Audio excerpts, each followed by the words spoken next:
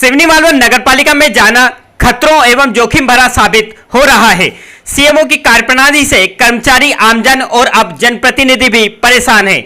आमजन हो या जनप्रतिनिधि, सभी पर कभी भी मामला दर्ज होने का खतरा बना रहता है। सुनने में अजीब है लेकिन सत्य है। हाल ही में नगर पालिका वार्ड 9 के पार्षद ईश्वर जमींदार जब जनहित से जुड़े मुद्दों पर सीएमओ शीतल भलाबी से चर्चा करने पहुंचे तो सीएमओ ने अभद्रता करते हुए पार्षद जमींदार पर शासकीय कार्य में बाधा डाले जाने का मामला दर्ज कराए जाने की धमकी तक दे डाली। ये कोई पहला मामला नहीं है। इससे पहले भी सीएमओ ने एक पत्रकार पर शासकीय कार्य में बाधा डालने का मामला पुलिस थाने में दर्ज करा चुकी हैं। वार्ड पार्षद ईश्वर जमींदार ने बताया कि आमजनों के साथ साथ जनप्रतिनिधि भी परेशान है। हालात ये हैं कि सीएमओ शीतल भलाबी ने नपा अध्यक्ष रितेश जैन के खिलाफ भी पुलिस थाने में लिखित में परेशान किए जाने की शिकायत दर्ज करा चुकी है। नपा अध्यक्ष रितेश जैन ने पूरे मामले में बताया कि अगर सीएमओ ने पार्षद से अभद्रता की है तो यह गलत है, सीएमओ पर कार्रवाई होनी चाहिए। नपा अध्यक्ष ने कहा कि सीएमओ की कार्यप्रणाली से सभी परेशान हैं। हमने इस विषय को लेकर विधायक, सांसद और भाजपा में प्रदेश स्तर पर भी अवगत कराया है। पूरे घटनाक्रम को लेकर जब सीएमओ शीतल भलाबी से मोबाइल पर चर्चा करना चाही तो सीएमओ ने कोई प्रतिक्रिया नहीं दी। नगर पालिका में आमजनों को काम के लिए परेशान होना पड़ रहा है।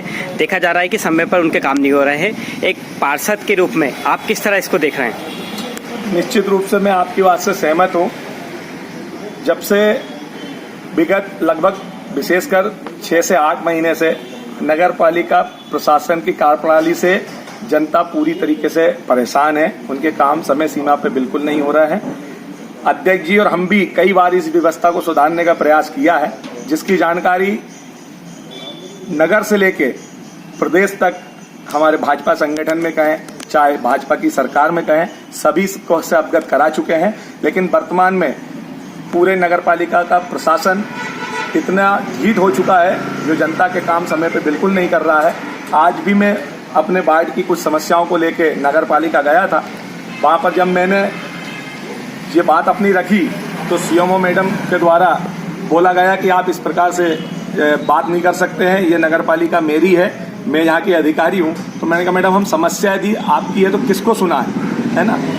आवाज़ हमारी जनता के हित में कम ज़्यादा हो सकती है, लेकिन हमने कोई आपत्तिजनक या अभद्र व्यवहार किया हो तो आप पता करना। लेकिन वर्तमान सीएमओ की हठधर्मिता के कारण बिल्कुल भी शहर में काम नहीं हो रहा है और अध्यक्ष जी भी परेशान है। अध्यक्ष जी की भी लगभग नगर पालिका कार्यप्रणाली से खुश नहीं है, क्योंकि अध्यक्ष जी सीएमओ की शिकायत ऊपर तक कर चुके हैं, लेकिन अभी तक मुख्य नगर पालिका अधिकारी यहीं पे पदस्थ है। और जैसा कि आप बोल रहे हैं कि आम जनमानस का ये कार्य बिल्कुल नहीं हो रहा है। मैं अपने वार्ड की कुछ समस्याओं को लेकर गया था, जिसे बिना सुने ही सीएमओ जो संबंधित अधिकारियों को बीसी का बोलकर अपने साथ ले गई और मुझे धमकी देके गई कि यदि आप इस प्रकार से बात करोगे ऊंची आवाज में तो मैं सरकारी काम में बाधा उसमें आप FIR करा दूंगी, आपकी कलेक्टर से शिकायत करा दूंगी। तो मैंने कहा मैडम, आप आपका काम कीजिए। जनता ने मुझे यहाँ पर चुनाव जिताया है प्रचंड बहुमत से, पूरे 15 वार्ड में सबसे अधिक मतों से, और बिना किसी खर्चे के मुझे चुनाव जिताया है। उनके हक के लिए यदि मुझे जेल भी जाना पड़ा तो मुझे किसी प्रकार का कोई दुख या डर नहीं होगा। इसी क्रम में आज मैं नगर पालिका गया था। इसके संबंध में मैंने अध्यक्ष जी को भी ऑफिस बुलाया, अध्यक्ष जी को भी पूरे घटनाक्रम से अवगत कराया, पूरे पार्षद साथियों को बुलाया, उनको भी अवगत कराया। सब परेशान है, लेकिन हमारा सिस्टम इस समस्या को समाधान करना नहीं चाहता है।